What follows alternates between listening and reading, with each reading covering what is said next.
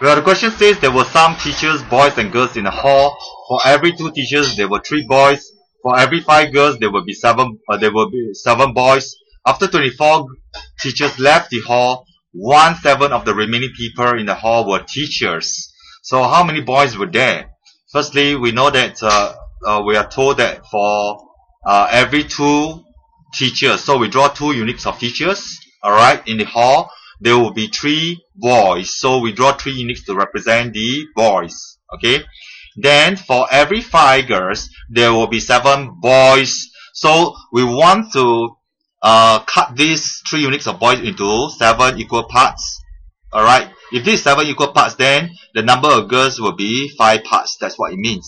Alright. Now, we are told that after 24 teachers left the hall, then 1/7 of the remaining people were teachers. Okay, so in the end, there were 7 equal blocks of people in the hall. Out of these total 7 blocks, 1 block belongs to teachers. Okay, in other words, 6 blocks belongs to boys and girls.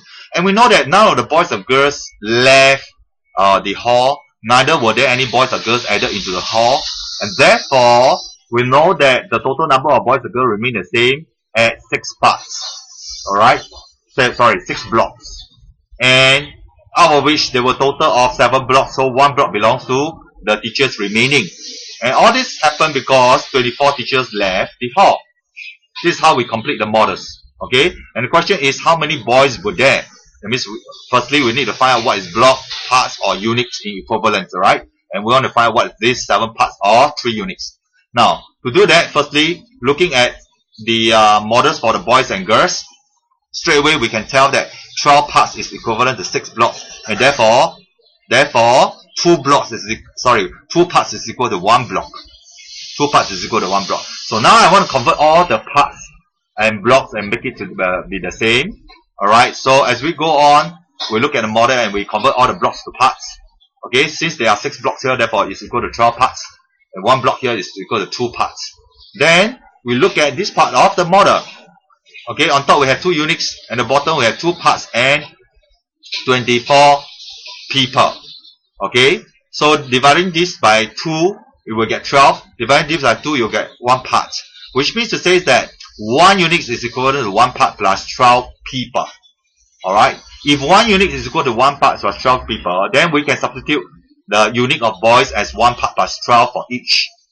Why we do that for the boys? Because we're going to find how many boys in the first instance. Alright, so look at the boys here. The 3 units of boys is equal to 3 parts plus 36 then, because it's equal to 3 units. 1 unit is 1 part plus 12, therefore 3 units is 3 parts plus 36. So we put that in, alright, which is equivalent to 7 parts.